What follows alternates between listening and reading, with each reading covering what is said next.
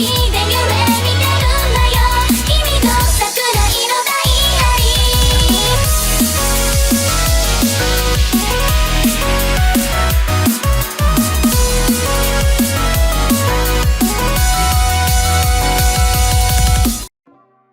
is going on, guys? This is Platinum Point, and I'm here to bring you guys yet again another Weiss Schwarz deck profile. This time it's going to be on my Quintessential Quintuplets. This time I'm entertaining the Ichika finisher that pairs with the Choice Climax combo. So if you guys are familiar with builds like this, I think Tressa Collectibles actually did a video on this, and I am going to be showcasing my take on this on the similar build of bar choice quintuplets. So overall I like this deck profile. This deck overall, it's very consistent. It is able to eke out advantage with the benefit of the Yotsuba cigarettes combo being easily loopable, and with a few tweaks to the list I was able to kind of come up with a design that fits my personal style.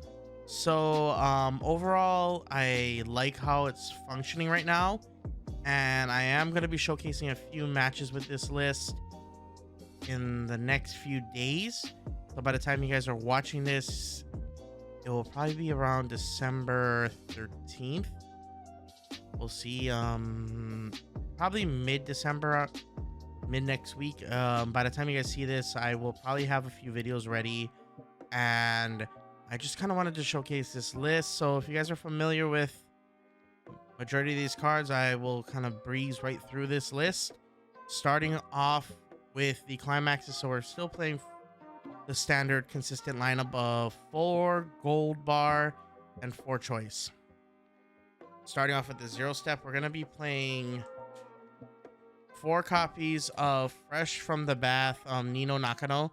So this is our opening play going first. It's essentially a center runner that has the ability, if I control another quintuplet character, it gains plus 3k. So it's a 3/5 center runner, which allows me to maintain some form of advantage in the early game, which is really nice and allows me to have some form of consistency. Next, we play 4 copies of the worst timing Itsuki Nakano. So this is the Arisu of the deck, if you guys were familiar from the previous video. So Arisus are basically on play. You get to check the top part of your deck, add the trait character, so in this case quintuplets, back to your hand, and then discard a card. And the second ability is basically discard a quintuplet character to draw a card. So this is essentially a 1-for-1 that allows you to dig your deck for your climaxes. That's kind of the main goal of this specific 0 step, is to dig for your climax and thin your hand out with a generic plussing, not even a plussing, but a generic resourcing level 0.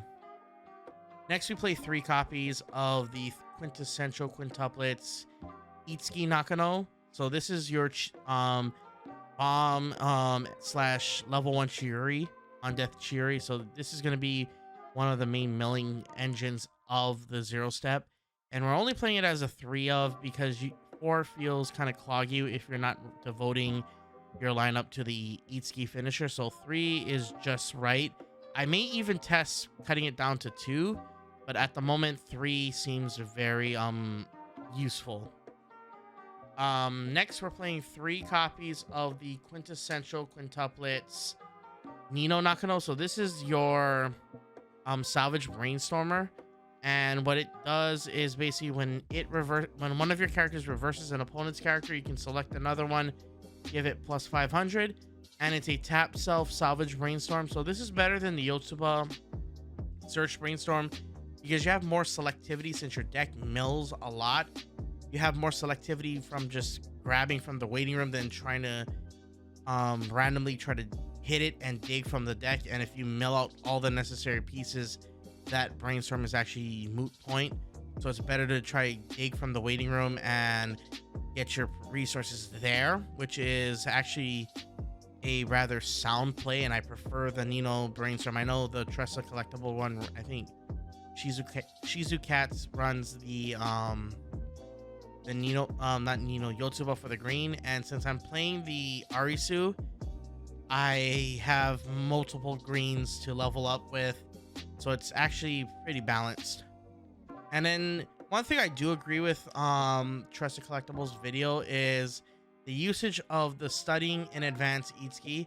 So this Itsuki is really good because at the early stages against decks like Adventure Time or even mirror matches where they may field the Itsuki Chiuri, being able to give the character on reverse clock kick or clock swap allows me to basically deny them the plus while still facilitating my ability to plus.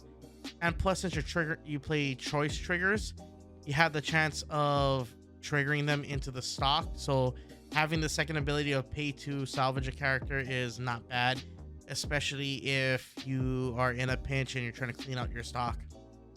Next, we play 2 copies of the Onwards to the School Camp Yotsuba Nakano. So this is your ditch climax salvage character target. So that when it comes into play, you get to mill the top 2 cards of your deck. If you hit a climax, this specific card gets +2 soul. So this allows you to precision side or even push for more damage depending on your opponent's deck state, as well as it's an on-play discard climax salvage. So you get to take advantage of your excess gold bars, or if you draw in to the choice and you have already the gold bar in hand, this allows you to essentially turn that drawn choice trigger into a 1-for-1, which is really nice. And then lastly, we play 1 copy of Operation Doppelganger Nino. This is your climax swapper slash top check scry. So this is really nice. And overall, since you're playing gold bar, you want to take advantage of gold bar's ability of jumping to your hand to basically climax swap and get what you actually need depending on the situation. Moving on to the level 1, we play 4 copies of the 4th of the quintuplets, Yotsuba Nakano. So this is your cigarettes combo that pairs with the gold bar. So when gold bar is played on attack, mill the top 2 cards of your deck, and you basically salvage character equal to the total level of the cards milled. Climaxes count as 0. So this allows you selectivity and allows you to kind of thin your deck out while still getting pieces that you need. And continue on with the theme of kind of milling and also breaking boards, we're playing 2 copies of the first meeting Ichika Nakano. So this is a PR, box topper PR. So it has the ability during your turn, this card gains +1k, and on play you can mill the top 2 cards of your deck. For each quintuplet character milled this way, it gains +2k. So on play, it can potentially become a 7/5, and with this Itsuki, it becomes an 8k if you tap and pump it. So this allows you to crack your opponent's board, and if your opponent doesn't have the backup and you're playing against standby, you can essentially kick their 1/1s and deny them a free recursion on the crackback. So that's why I like to play this Itsuki, because it allows you with climax to essentially climb over most standby targets at the level 0 that they played off of at level 0. So it lets you kind of crack their board decently, and it basically tells your opponent, if you don't have the backup, I'm essentially killing your board. So it's a good level 0 that allows you to be very offensive with it, and that's why I like it. Next, we play 2 copies of the Sparkling Smile Yotsuba. So this Yotsuba is basically the JC of the deck. So during my turn, if I control 2 or more other Quint characters, it becomes a 6/5. And during my opponent's turn, when it front attacks another character, I can essentially pay 1, send this into the waiting room to save the other character. So this is your JC, and it's pretty good. It allows me to save my level 1 climax combo so I can continue looping it, which is the main goal of this deck. You want to loop your climax combos and get what you need. Next, we play 2 copies of the Yotsuba check, Yotsuba Nakano. So this is your Adachi. So it's a stock bomb Adachi. If you're not familiar with Adachis, they're essentially level 1 anti-early play bombs. So since this deck has the luxury of having an Adachi, I decided to fit it in since I'm playing yellow. And since we're playing choice triggers, I played 2 so I can have 1 to get shoved into stock when I trigger the choice trigger. Continuing on with the level 2 lineup, we play one copy of the Unknown Truth Ichika Nakano. So this is a level 2 assassin that is basically here targeted against standby, since when you play Climax, it gains plus 1500, and if it faces a level 3, it gains 6k. So it's essentially a 14-5 on Climax, so it allows you to basically crack a level 3 lane. And if you have this Itsuki on the board, you essentially clock bombed it, so which is really nice. So there's a lot of interactions this Itsuki has with a lot of cards in this deck, so that's why I kind of centralized the idea of kind of being able to crack their board on the crackback rather than trying to focus on surrendering board. And then lastly, for the level 2s, we play one copy of the level 3 assist Yotsuba, the Intimate Sisters Yotsuba Nakano.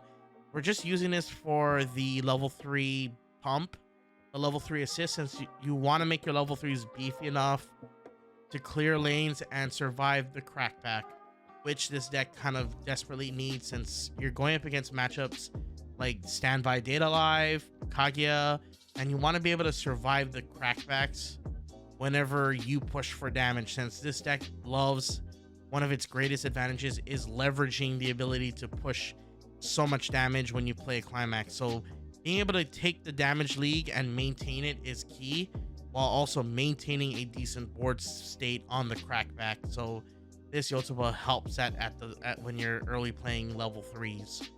Speaking of level 3s, we're playing one copy of the Earnest Girl Itsuki Nakano. So this is an on play salvage, then on attack discard 2, burn 1. So this is your off finisher if you need to play another level 3 to close the game. This is basically your ideal one.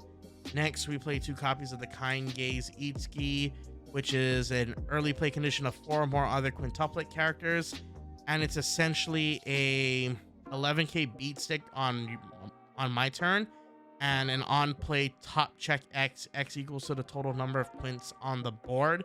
So you're basically trying to deck thin while at the same time pushing your advantage. So this is basically Jake the Dog from Adventure Time, if you're familiar with that set.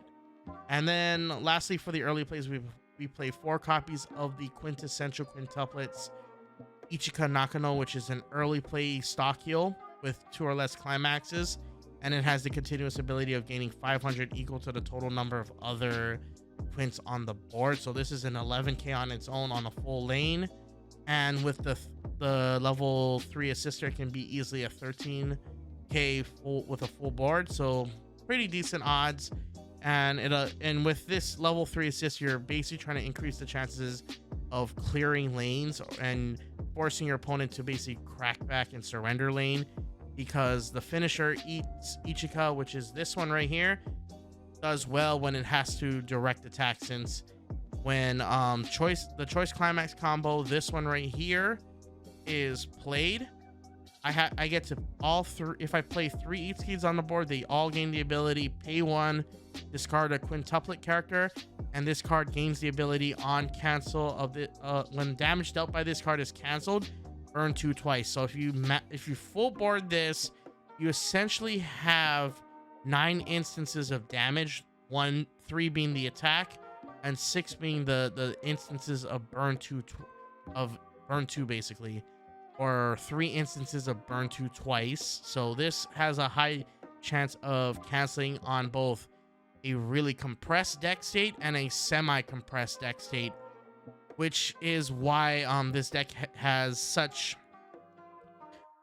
popularity or such draw when you build this deck initially, because of the fact that there's a lot of decks out there like Data Live, Kaguya, Adventure Time, even Fate's Stay Night, that take advantage of compressing their deck to a point where they can cancel multiple instances of damage. This deck kind of turns that against them by providing them with 9 instances of damage, which most decks cannot handle 9 instances of damage. So most of the time you just have to have 4 of the burn 2s to stick in order to theoretically win. And this deck gives you so many instances of pushing for damage and putting your opponent in the awkward state that you ultimately have a higher chance of winning if you're able to set up the triple Ichika combo in most situations. So that's why I like this combo, because you're able to press your advantage and just push for those multiple instances of damage, and by doing so you increase the likelihood of winning those games, which is really great. And I do appreciate this version of the choice, the bar choice build. The door choice build has some inconsistency, being that none of those climaxes end up getting to the hand unless you draw them, while with this build you get to take advantage of gold bard's tendency of coming to your hand if you trigger them. Allows you to just snowball really quickly and allows you to just build advantage and build resources all the way until you are able to execute your opponent.